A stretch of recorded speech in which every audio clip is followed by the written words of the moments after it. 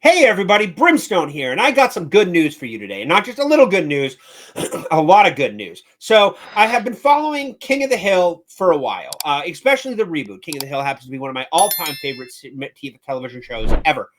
And I was really happy when I heard it was going to be rebooted, but I was scared. The modernization takes and everything like that for television shows these days, especially reboots, is a major red flag. It's like they're trying to rewrite what they did before with a modern ideology. And I have followed this one closely and found every scrap of information I could. And I have only found a single red flag in my entirety of paying attention to this for 2 years. And that was the recasting of Khan Phone from Toby Huss to an Asian actor. I don't know their name off the top of my head, but they have been recast. But so that's the only red flag that I've really had. But I found this article from Vulture, from the New York, from the Vulture, that actually has an interview with Mike Judge. And he goes, it was done the day it came out. I didn't realize it before I put the video out. So I want to read this all to you, and as proficiently as I possibly can. And you can judge for yourself. King of the Hill comes back. Now, they're going to close you. So see that great picture right there of Hank and Peggy and Bobby. Bobby's got a bit of Guy Fieri thing going on there. Got the fuzz hair, got the peach fuzz. And Hank and Peggy just look like freaking American Gothic. So Hank and Peggy are back in Arlen, Texas, and not just because Hulu is reviving King of the Hill.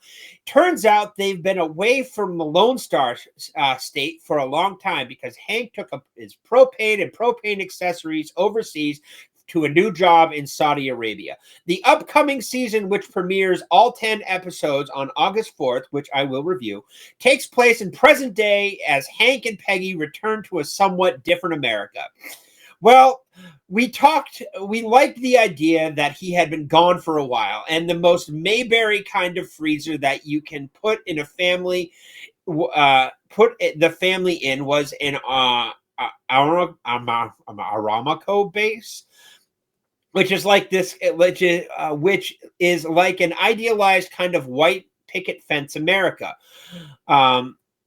Says show creator Greg Daniels.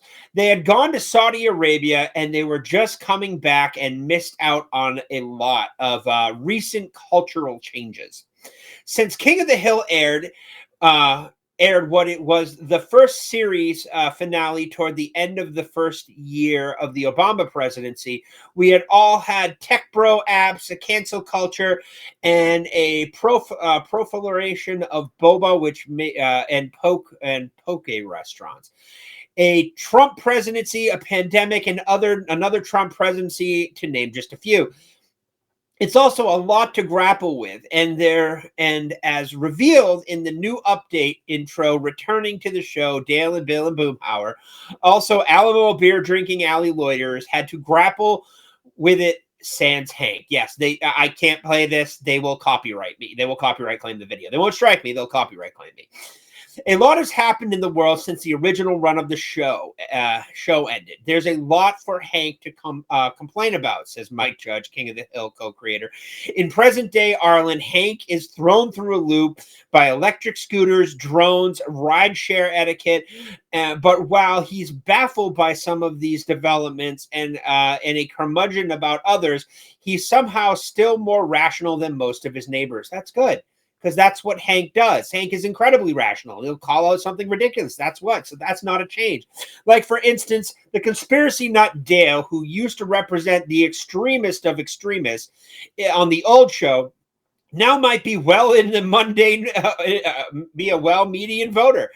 As Saladin K. Peterson, the new showrunner of the revival, puts it, there is more extreme in real life than Dale now. That's true. Hank always represented a sensible middle, and an old show did a great job handling the extremes and the kind of pushing people towards the common sense middle was, says Patterson. Well, Hank's been gone, and while he was gone, the country's changed so much where Hank stood in the middle isn't really the middle anymore. That's true. I mean, if you leave the country and come back, it's been a massive shift. The original King of the Hill run drew praise for its smart, even-handed look at this here country we call America. Focused on blue-collar workers, coming-of-age, purple state suburbia, and a small C conversionism, which could be conversationism, which could be very, very funny. The idea of putting Hank's seemingly outdated moderation is to the test in the current landscape is something the revival creators are running towards, not from. That said, if you're hoping to lean specifically on how Hank voted in the last 3 elections, don't. Daniel says the show is and always will be about the cultural divide rather than the political one. Good. Keep that base. We need that. This is what I wanted from the King of the Hill. I didn't want to know how Hank's vote. I don't care, because after he voted, there's nothing he can do about it. And the only one he really talked about was voting for Reagan, and he just liked voting for him. But we'll probably never figure out how Hank voted. I really hope not, because if they do, it will kill the show. This is as if it was always a very specific show. It's about the characters who live around the alley and the characters' comedy, Daniels explains. I hope no one has the expectation that it's a late night show. Animation takes a long time, and we're not ripping headlines. It's about character and culture. Good. I think focusing on a small, relatable things was the way we were able to steer clear of all the things that were going to feel like gratuitous satire.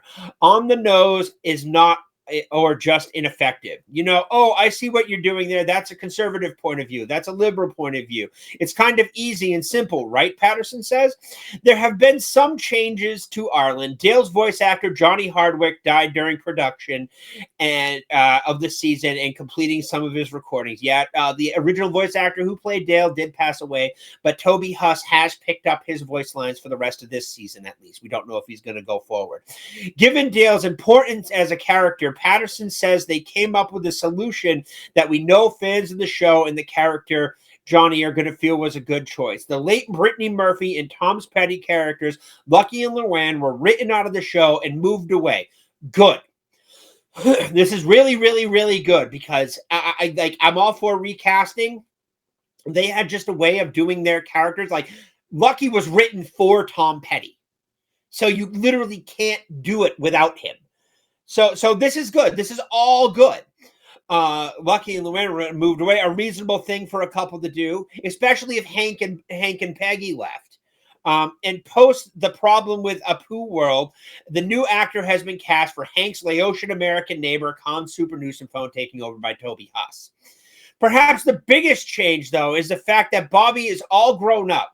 Now 21-year-old, one of TV's greatest child characters, has become a young man and given up on his dream of becoming a world-famous prop comic.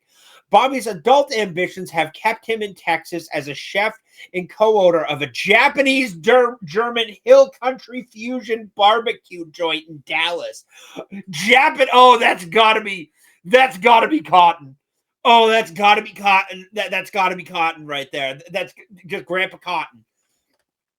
Close enough for him to visit his parents when they move back into the old family home.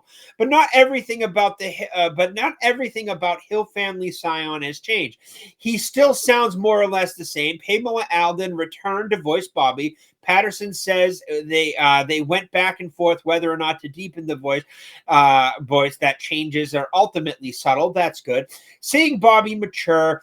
Where was I? Oh, yes. Seeing Bobby mature is the aspect of the returning series Daniel says he's the most excited about. And while Hank is still focused on most of the storylines, you could make a credible case as that a younger Hill is now the heart of the show. When you think about the protagonist, you could say that it's who has the most stakes, Daniel says. Hank's life is pretty settled, but Bobby is kind of up in the air. And young people are having more challenges today than trying to make the kind of life that their parents have. I'm excited to see what version of that boy ain't right attitude was going to be with Hank and how Bobby has grown up, agrees Patterson. I think we have fun when they're trying not to. I think we have some fun when they are not on the same page. But Hank has to respect Bobby now that he's an adult. And this is all good to hear. This sounds like a kind of reboot that we should want.